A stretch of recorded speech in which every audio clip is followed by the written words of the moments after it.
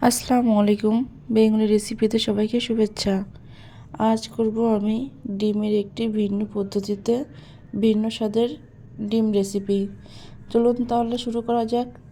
রেসিপিটির জন্য এখানে আমি নিয়ে নিয়েছি 6টি ডিম, নিয়ে নিয়েছি কাঁচামরিচ, পেঁয়াজ, সামান্য পরিমাণ জিরা গুঁড়া, পরিমাণ মতো লবণ।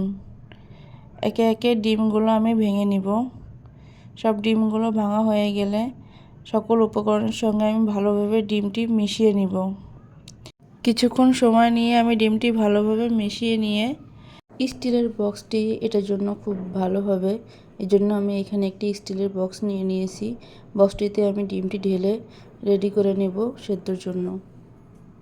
এই রেসিপির একটি সুবিধা আছে, যেটি আলাদা করে ডিম সেদ্ধ কোনো প্রয়োজন হয় না।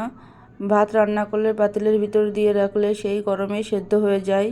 এজন্য এটি করতেও খুব সহজ হয়, সময়ও কম লাগে। ডিমটি সেদ্ধ হয়ে গিয়েছে, দেখুন ডিমটি খুব সুন্দরভাবে সেদ্ধ হয়ে গিয়েছে, কোনো রকম কাঁচা নেই ভিতরে। প্রয়োজন অনুযায়ী পিস করে কেটে নিব। আপনারা চাইলে আপনাদের প্রয়োজন অনুযায়ী আপনারা পিস করে নিতে পারেন। ডিমগুলো পিস করে কেটে নিয়েছি, রান্নার জন্য রেডি করে নিয়েছি। এখানে আমি নিয়ে নিব একটি কড়াইতে পরিমাণ মতো তেল। তেলটি গরম হয়ে গিয়েছে, এখানে আমি দিয়ে দিব মশলাগুলো। এখানে বেটে নিয়েছি আমি পেঁয়াজ, রসুন, আদা, এলাচ। দিয়ে দিব পরিমাণ মতো হলুদ, মরিচের গুঁড়া, লবণ। দিয়ে নেব আমি পরিমাণ মতো জিরা গুঁড়া। দিয়ে সকল উপকরণগুলো আমি ভালোভাবে তেলের সঙ্গে মিশিয়ে কিছুক্ষণ ভাজি করে নিব। মশলাটি ভালোভাবে নাড়াচাড়া করে ভাজি করে নিব। ভাজি হয়ে গিয়েছে, এখন আমি পরিমাণ মতো পানি দিয়ে দেব ডিমটি রান্নার জন্য। মশলাটির সঙ্গে পানি ভালোভাবে মিশিয়ে কিছুক্ষণের জন্য অপেক্ষা করতে হবে। পানিটিতে উতাল আসলে তারপর আমি ডিমগুলো দিয়ে দিব। এখানে আমি খুব বেশি পানির ব্যবহার করিনি, পানিটিতে উতাল এসে গিয়েছে। একে একে ডিমের পিসগুলো আমি দিয়ে নিব, দিয়ে কিছুক্ষণ রান্না করে নিব। 10 মিনিটের জন্য আমি ঢাকা দিয়ে ডিমটি রান্না করে নিব। খুব বেশি নাড়াচাড়া করা যাবে না, তাহলে ডিমটি ভেঙে যেতে পারে। দেখুন ডিমটি কেমন ফুলে উঠেছে, দেখতে খুবই সুন্দর লাগছে।